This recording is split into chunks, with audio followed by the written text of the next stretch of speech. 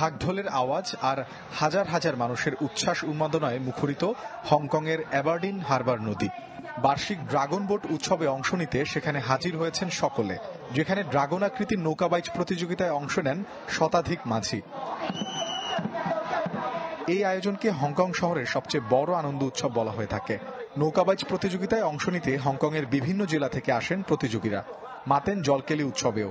উৎসব ঘিরে রং বেরঙের পোশাক পরেন তারা। এই উৎসবকে ঘিরে এখানে বহু লোকের সমাগম ঘটেছে। এটা নিঃসন্দেহে বেশ আনন্দের। প্রত্যেকে এই প্রতিযোগিতা উপভোগ করছে। পুরো অঞ্চল জুড়ে বিরাজ করছে উৎসবের আমেজ। এই উৎসব ঘিরে ঐতিহ্যবাহী খাবার আয়োজনের রীতি রয়েছে সেখানে। তৈরি করা হয় এক ধরনের চালের পুডিং, যা নদীতে ছোড়া হয়। তবে এটি স্থানীয়দের কাছে বেশ জনপ্রিয় খাবার হিসেবে প্রচলিত। বরাবরের মতোই এই ড্রাগন বোট প্রতিযোগিতাটি হংকং এর সবচেয়ে বড় একটি আয়োজন। আমরা প্রতি বছর হংকং এর অ্যাবারডিনে আসি এই প্রতিযোগিতায় অংশগ্রহণ করতে। এই উৎসবের জন্য আমরা অধীর আগ্রহে অপেক্ষা করি। এই প্রতিযোগিতার সবচেয়ে আকর্ষণীয় দিক হলো সমস্বরে গান গাওয়া এবং একসাথে আনন্দ করা। হাজার বছরের ঐতিহ্যবাহী এই ড্রাগন বোট উৎসবের উৎপত্তি হয়েছিল দক্ষিণ চীনের লিংনান অঞ্চলে।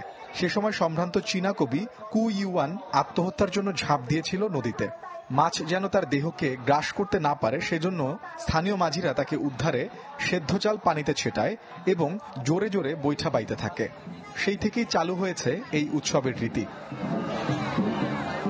মোর্শেদ শোভন, চ্যানেল 24।